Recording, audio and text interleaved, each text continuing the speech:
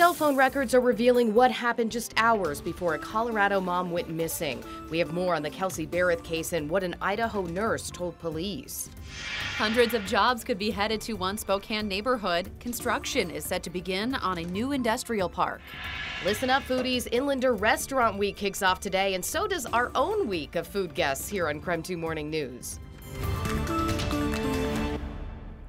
5 a.m. on our Thursday morning. Welcome to KREM 2 Morning News. I'm Jen York. And I'm Brittany Bailey. Well, guess what? We don't have any school delays or closures this morning. What? I don't even know what to do with it. What can we talk about instead? Oh, it's been a while since we've been able to start the show without any school delays or closures. I guess we'll just have to send things over to Evan or Ronnie. I mean, you're just going to have to start talking earlier. Even better, read what's on the lower portion of your screen, guys. Whoa. Wow. Exactly. Big surprise coming our way. So it's unfortunately only a day-long stretch of drier weather, but we are going to see a day of it nonetheless. So what we are seeing to wake up on our Thursday morning is plenty of chilly early morning temperatures. You can see over the last 20 hours how those temperatures have dipped down into just about 14 degrees between 1 and 3 a.m.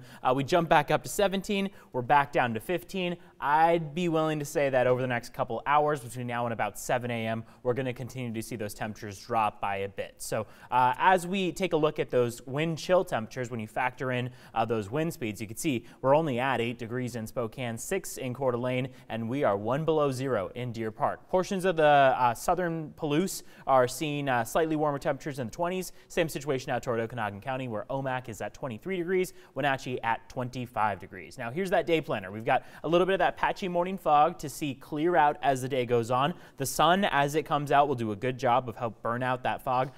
Temperatures going to make their way to the mid to upper 20s in the afternoon with mostly sunny skies, and then to round out the day by the end of it, we're still seeing those clear skies continue into your evening and likely even into your Friday morning. Unfortunately, all good things must come to an end because by Friday afternoon and evening, that is when our next round of snow is expected. So we're talking about that coming up in just a bit. Right now at 5:01, I'll send things over to Amber Respachon, checking up on the roads. Hi, Amber.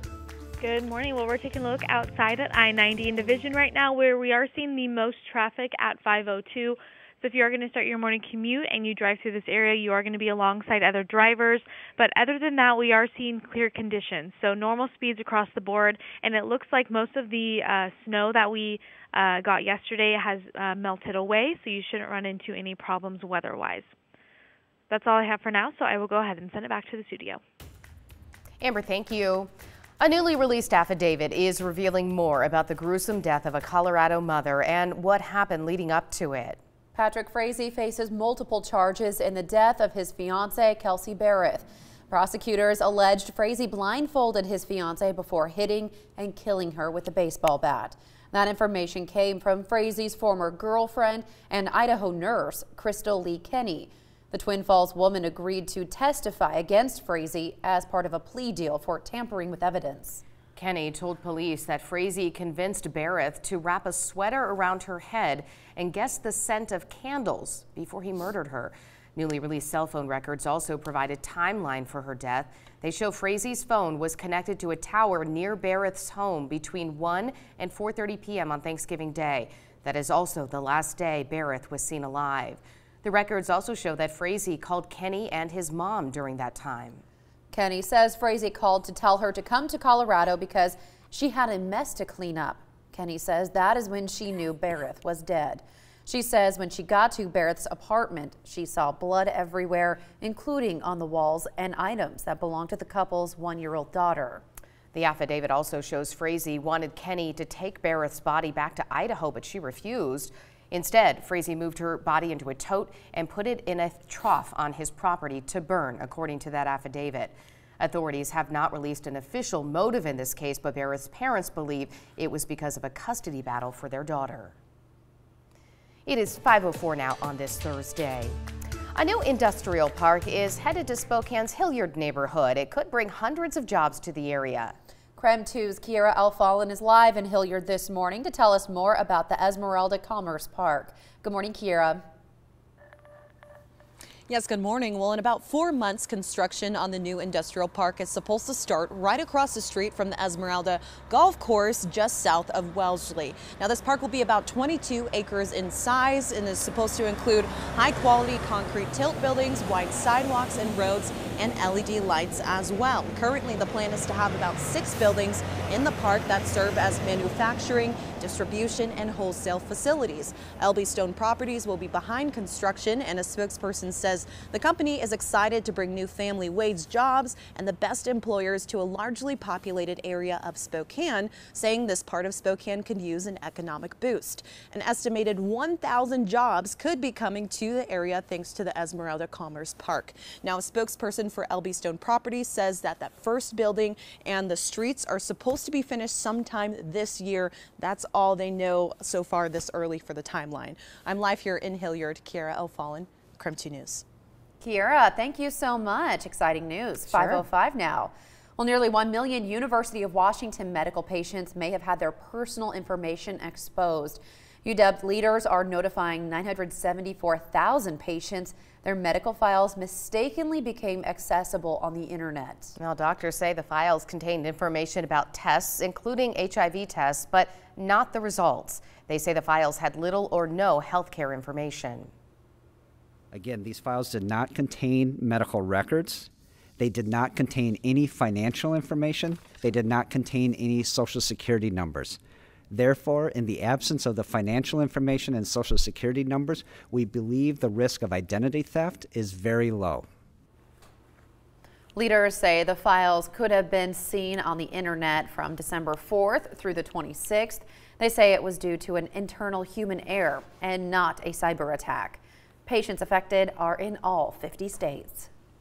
Some Washington lawmakers are working to amend a new state law. That law would allow even more sick workers at the decommissioned Hanford nuclear production site to be compensated. The Tri-City Herald reports the move comes as the federal government is suing to put an end to that law. The legislature eased requirements last year for Hanford compensation claims. Before that, workers were required to show a specific exposure at the nuclear site caused an illness or an injury. The new law removes the burden of proof from workers. Washington lawmakers debated a bill to keep our state on daylight saving time year-round. Sunsets would be later in the summer, but in December, the sun would not rise until almost 9 a.m. Supporters of the bill point to research showing biannual time changes have negative impacts on public health, increase traffic crashes, and disrupt agricultural scheduling. Well, there is a push in both Oregon and California to do the same. Even with state approval, though, federal law would have to be changed. We have an update this morning on SNAP food benefits. People who normally receive benefits between March 11th and the 20th will get those benefits earlier than scheduled. That is because February benefits were issued early due to the government shutdown. The Department of Social and Health Services reports benefits will be issued on the normal date in April.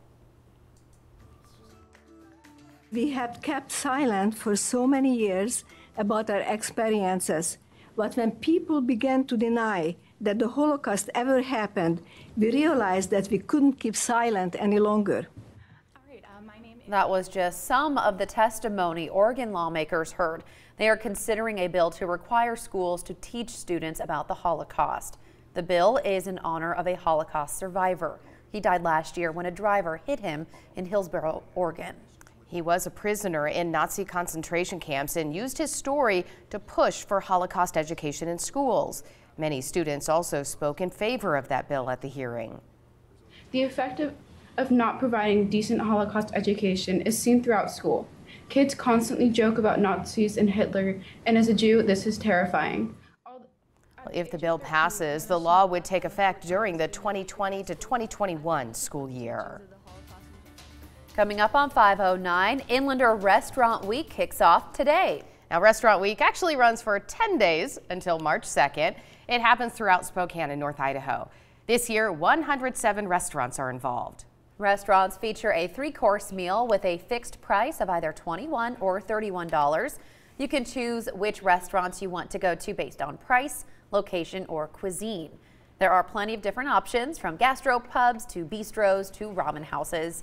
And there are also 15 newcomers. Each day for the next week, we will be featuring 2 restaurants each morning here on KREM 2 Morning News. So coming up next hour, Maslow's will be in our studio, and you can catch visitors from the Melting Pot later on the CW22. I went through every single menu yesterday, wrote my list of all the restaurants I want to go to. That took some time. Yeah, I did some research, but it also was not very productive because it was basically all of them. Yeah, exactly.